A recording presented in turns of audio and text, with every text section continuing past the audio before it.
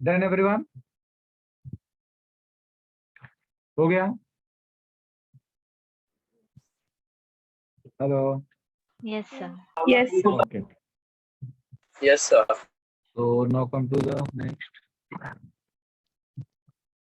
central dogma of molecular biology. So if you see the central dogma of molecular biology, तो अपने को क्या करना है? डीएनए का क्या करना है? Replication. रेप्लिकेशन करके आपको फिर से क्या मिलेगा? DNA. डीएनए का क्या करेंगे हम लोग? Transcription. ट्रांसक्रिप्शन में क्या वर्ड आया हुआ है? Script. स्क्रिप्ट Cover to का write. क्या होता है? Copy to write. ठीक है, सो कौन राइटिंग का काम करेगा? mRNA राइटिंग का काम कर रहा है, इसलिए हम लोग ने इसको क्या बोला? Messenger RNA. ठीक है, उसके बाद इसका क्या होगा? Translation. ट्रांसलेशन होगा। ट्रांसलेशन होकर क्या बनेगा? To produce. अमीनो एसिड बनेगा। क्या बनेगा? Amino acids. अमीनो एसिड का कौन सा चेन होगा? Long chain. Long chain of amino acid is called as polypeptide which is protein. आपको एग्जाम में ये सेंट्रल डॉग्मा आया था। एक ही एग्जाम में नहीं, पिछले 2-3 साल से हर एग्जाम में सेंट्रल डॉग्मा आता ही है। ठीक है, सो प्लीज रिमेम्बर दैट कहाँ पे ट्रांसक्रिप्शन लिखना है, कहाँ पे ट्रांसलेशन लिखना है।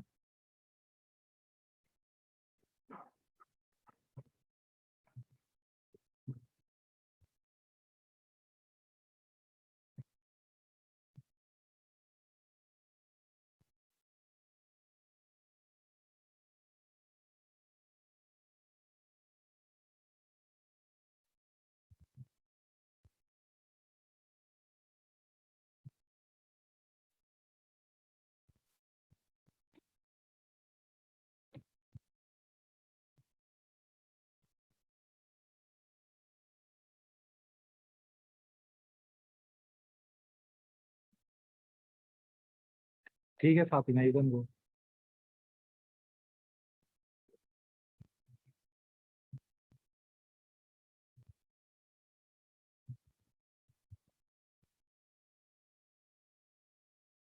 Done. Done everyone? Done? Yes, sir. Okay.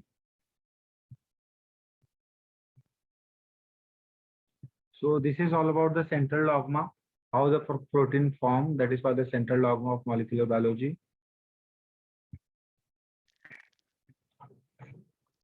So here if you see, in 1958, Crick proposed this DNA determines the sequence of amino acid in a polypeptide protein through the mRNA. ठीक है, तो किसने propose किया था 1958 में? क्रिक। क्या propose किया था? DNA determine the sequence of amino acid in a polypeptide through mRNA। ठीक है, तो mRNA ने कहाँ से लेकर के आया code?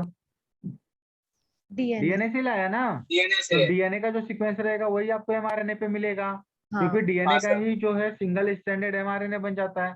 So this is a main principle और central dogma of protein synthesis which involve transcription and translation। तो उसके लिए कौन कौन से प्रोसेस की जरूरत है? फर्स्ट प्रोसेस क्या होगा? DNA to provide base sequence और नॉट। mRNA को बेस सीक्वेंस कौन देगा? DNA. तो DNA to provide the what? Base sequence कौन लेगा इससे? Base sequence mRNA। तो टोटल कितने टाइप के अमीनो एसिड बनाएंगे? 20 टाइप के। Non genetic type of mRNA use होगा, RNA यूज होगा, tRNA यूज होगा। So ribosomes as a site of protein synthesis. Protein synthesis का साइट कौन है? राइबोसोम। राइबोसोम के पास हमेशा कौन सा आरएनए चिपक के बैठा रहता है? rRNA। So various enzymes and factor involve in this process, you know, अभी तक हम लोग पढ़ते हुए आए हैं, है ना? हाँ सर। और ATP and GTP as a source of energy. Adenosine triphosphate और guanosine triphosphate they act as a source of energy. मतलब ट्राइफॉस्फेट है तो सोर्स ऑफ एनर्जी ऑब्वियसली होगा ही।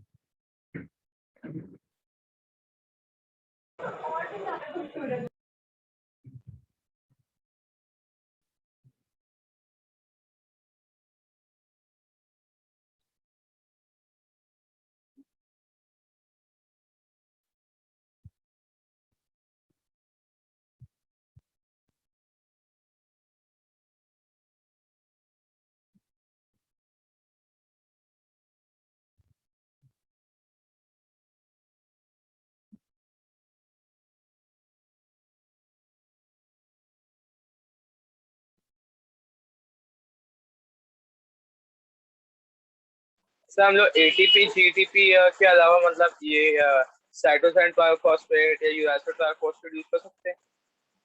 क्या ये एटीपी और जीटीपी है ना, तो इसके अलावा हम लोग ये cytosine triphosphate whole source of energy है।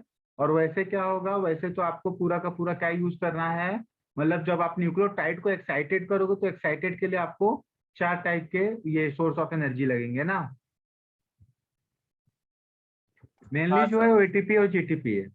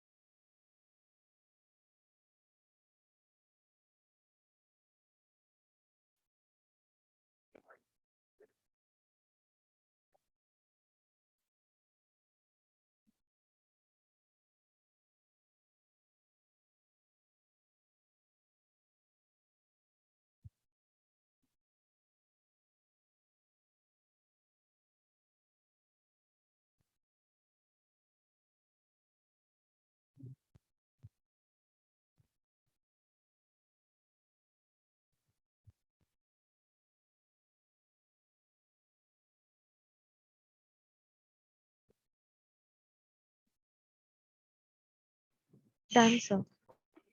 Done everyone? 2 minutes, sir.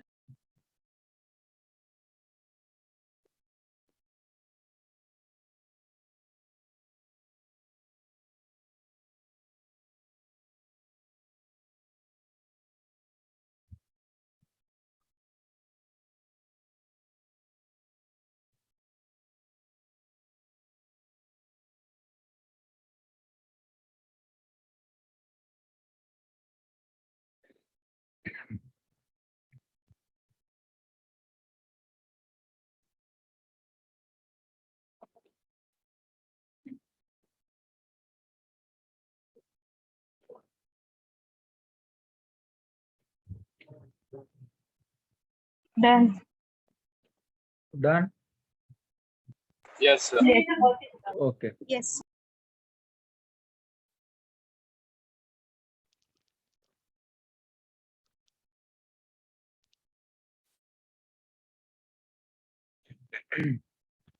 Now come to the transcription. ठीक है, पहला प्रोसेस क्या है, transcription. Transcription. So you know now already what is the transcription? हाँ sir. So transcription is nothing but it is a process of copying. क्या copy कर रहे हैं हम लोग? It is a process of copying Genetic genetic information from one of strand of DNA into RNA. Which RNA? mRNA। mRNA. mRNA. Here adenine forms base pair with uracil instead of thymine. Why? RNA. RNA है ना? हाँ, तो RNA है ना, तो क्या होगा यहाँ पे? यूरासिल होगा। यूरासिल होगा थायमिन ठीक के है, बदले। एडेनिन की जगह पे क्या आएगा? एडेनिन किसके साथ ये बनाएगा? टी आएगा क्या? यूरासिल। टी नहीं आएगा, तो टी की जगह क्या आएगा? U U. आएगा। So both strand are not copied during transcription. ठीक है, because the code for protein could be different in both strands. So this would complicate the genetic information transfer machinery.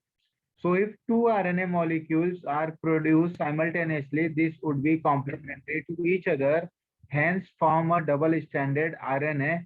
This would prevent translation process. Okay? अरे last का नहीं समझा। देखो ये क्या बोल रहा है, जो दोनों स्ट्रैंड है, दोनों स्ट्रैंड कॉपी हो सकता है क्या ट्रांसक्रिप्शन के टाइम पे? नहीं हो नहीं सकता है। सर। क्यों नहीं हो सकता है? क्योंकि the code for protein could be different. जो प्रोटीन की कोड है वो क्या हो सकते हैं? डिफरेंट भी हो Different सकते हो हैं ना सकते दोनों हैं। कोड में।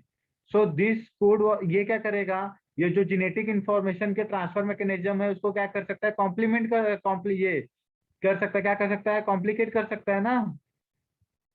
हाँ। क्यों? क्योंकि जो जेनेटिक कोड है ना, जेनेटिक कोड फॉर प्रोटीन, वो अलग अलग भी हो सकता है ना दोनों उसमें, इसलिए। और इसमें क्या होगा, if two RNA molecules are produce simultaneously, अगर मान लो कि दोनों जो ये है, दोनों आरएनए मॉलिक्यूल्स जो हैं वो क्या हो गए, एक ही साथ बन जाएंगे, तो उसकी वजह से क्या होगा, जो जो कि एक दूसरे से, so simultaneously this would be what complementary to each other, hence form double stranded RNA बन जाएगा ना। हेलो। Yes sir. हाँ सर। अगर डबल स्टैंडर्ड आरएनए बन जाएगा तो ट्रांसलेशन का काम होगा क्या? नहीं। नहीं सर। नहीं होगा। ये क्या बोल रहा है, डबल स्टैंडर्ड डीएनए है, तो डबल स्टैंडर्ड डीएनए से सिंगल स्टैंडर्ड आरएनए बनेगा ना। हाँ। अगर हाँ मान लो सर। डबल स्टैंडर्ड आरएनए भी बन गया, तो डबल स्टैंडर्ड आरएनए बन जाएगा तो इसका प्रोटीन मतलब इसमें जो कोड है, इसमें जो कोड है, दोनों के प्रोटीन का कोड अलग भी हो सकता है कि नहीं हो सकता है? हो सकता है। हो सकता है। और मान लो कि ये डबल स्टैंडर्ड आरएनए बन गया, तो ये आरएनए ही रहेगा कि डीएनए बन जाएगा? आरएनए ही रहेगा। आरएनए ही रहेगा। और अगर ये डबल स्टैंडर्ड आरएनए बन गया तो ट्रांसलेशन का प्रोसेस होगा क्या? नहीं। नहीं हो। ट्रांसक्रिप्शन तो हो रहा है, ट्रांसक्रिप्शन बोले तो कॉपी हो गया, लेकिन ट्रांसलेशन होगा क्या? नो। ट्रांसलेशन नहीं होगा। ठीक है। तो सिर्फ सिंगल स्टैंडर्ड का हो सकता है ना। हाँ, तो इसलिए सिंगल स्टैंडर्ड फॉर्म होता है ना, ये अजम्पशन है कि अगर हुआ होता तो क्या होता।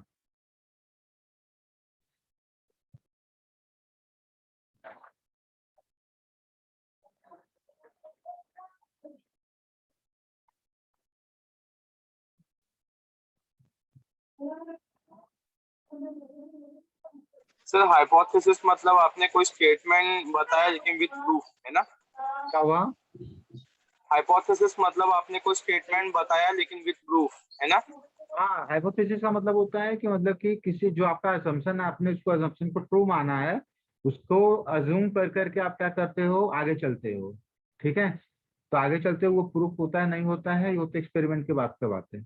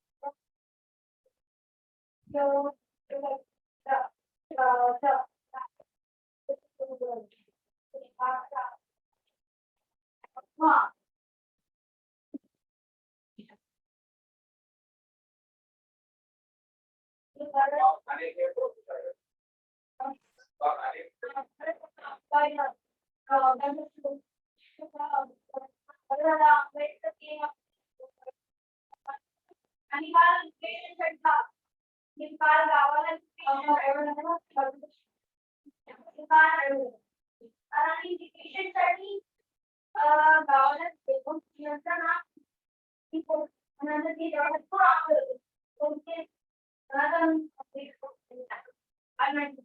sir. Done, everyone? Yes, sir. Yes, sir. Okay. 1 minute, sir.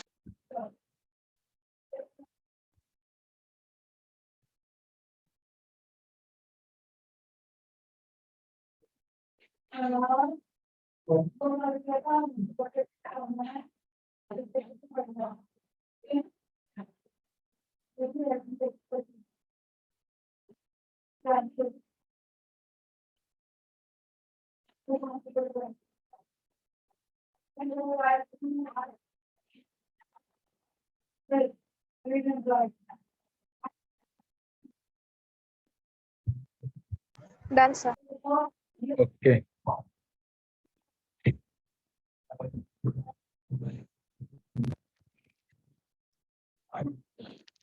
तो ट्रांसक्रिप्शन के लिए हम लोगों को क्या क्या लगेगा? 3 चीज लगेगा। कितने चीज लगेंगे? 3 चीज। कौन सी 3 चीज? एक प्रमोटर लगेगा, दूसरा स्ट्रक्चरल जीन लगेगा, तीसरा क्या लगेगा? टर्मिनेटर लगेगा। प्रमोटर क्या काम करेगा? Promoter is the binding site for RNA polymerase. तो अपने को किसकी जरूरत है? ये एग्जाम में आया था। हाँ सर। ठीक है।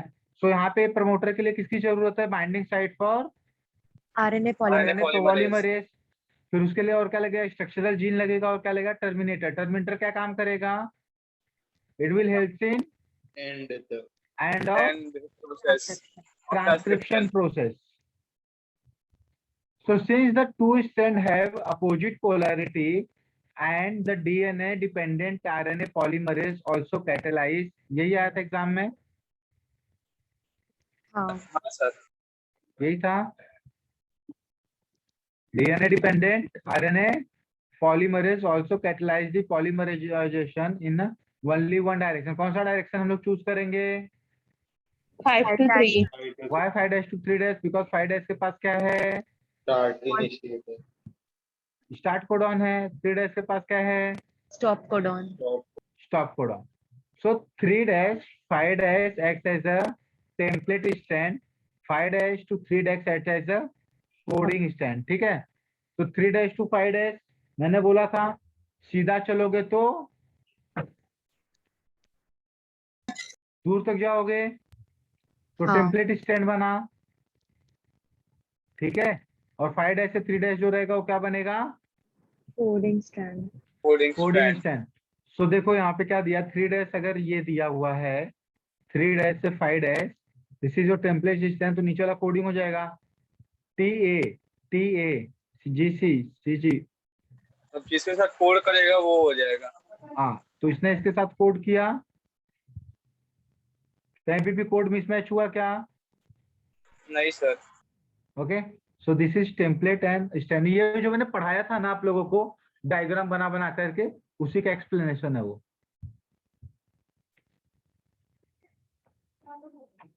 उसी का एक्सप्लेनेशन है।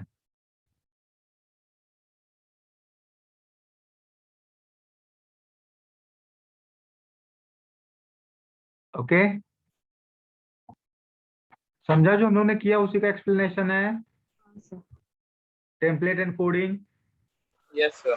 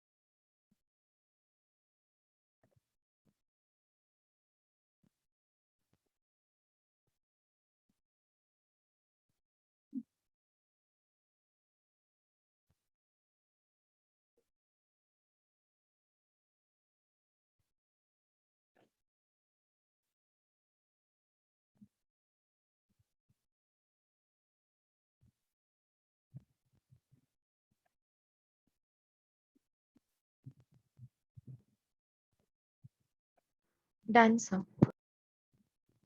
Done everyone? फिर तो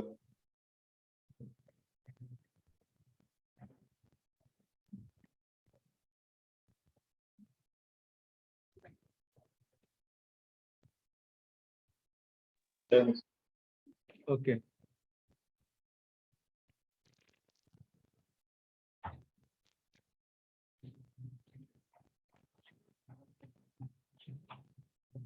सर 1 मिनट प्रीवियस स्लाइड बताइए ना। Okay.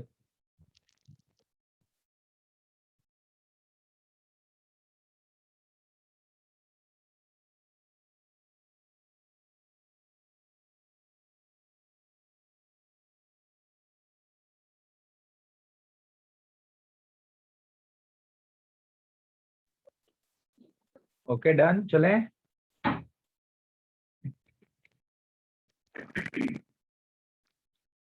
So, Yes.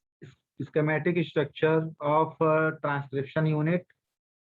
Okay, can you see? ठीक है. ऊपर वाला कौन सा स्टैंड है? Template स्टैंड है. टेम्पलेट स्टैंड को देख करके कौन सा स्टैंड बना? Coding strand. coding strand, coding strand is also called as, Complementary strand. complementary strand, इट इज ऑल्सो कॉल्ड एज कॉम्प्लीमेंट्री स्ट्रैंड. ओके. सो यहाँ पे स्ट्रक्चरल जीन, यहाँ पे जहां से चालू होगा उसको क्या बोलेंगे?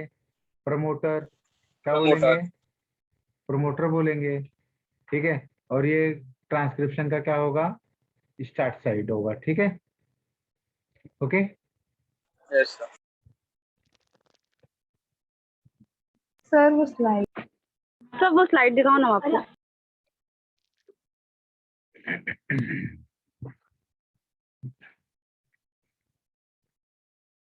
Done sir, thank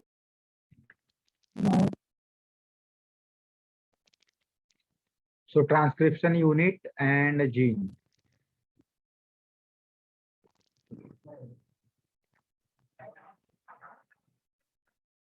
Okay. So here if you see, ये सब हम लोग का हो गया है. Gene is what? Functional unit of inheritance हुआ है. DNA sequence coding for tRNA और rRNA molecule is considered as a gene. है ना? The DNA sequence coding sir. for tRNA and rRNA molecule is considered as a gene. Segments of DNA coding for polypeptide is called as, ये नया है आप लोगों के लिए. ठीक है. Strong. So, जो सेगमेंट है, कौन सा segment? Segment of DNA coding. तो डीएनए कोडिंग का जो सेगमेंट है, the segment of DNA coding for polypeptide is called as cistron. क्या बोलते हैं उसको? सिस्ट्रॉन बोलते हैं.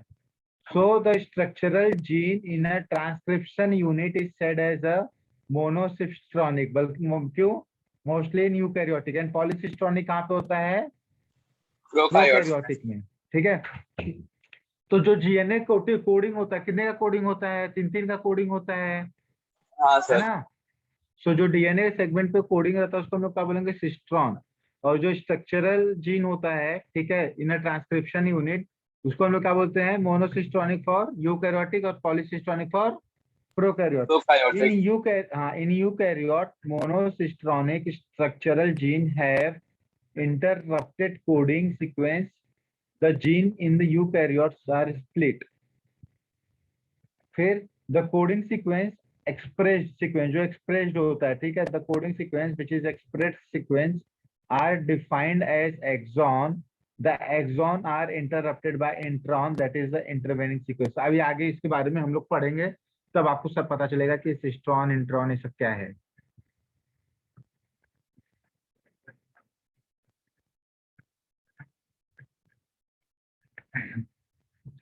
बस याद रखो सिस्ट्रॉन क्या होता है? जो कोड होते हैं. ठीक है. एक्सॉन क्या होता है? The coding sequence which is expressed sequence. ठीक है. और exon are interrupted by, exon को इंटरप्टेड कौन करता है? इंटरॉन. Introns. हाँ. तो अभी आगे हम लोग देखेंगे एक्सॉन इंट्रॉन्स क्या होता है. ऐसा कंटिन्यूअस होता है.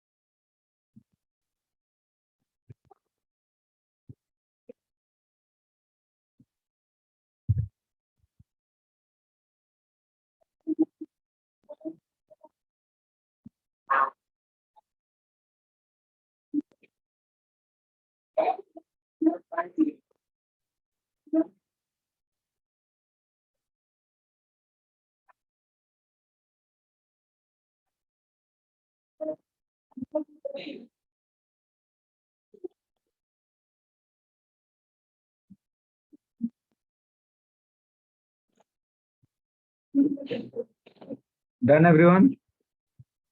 Sir, do. Okay.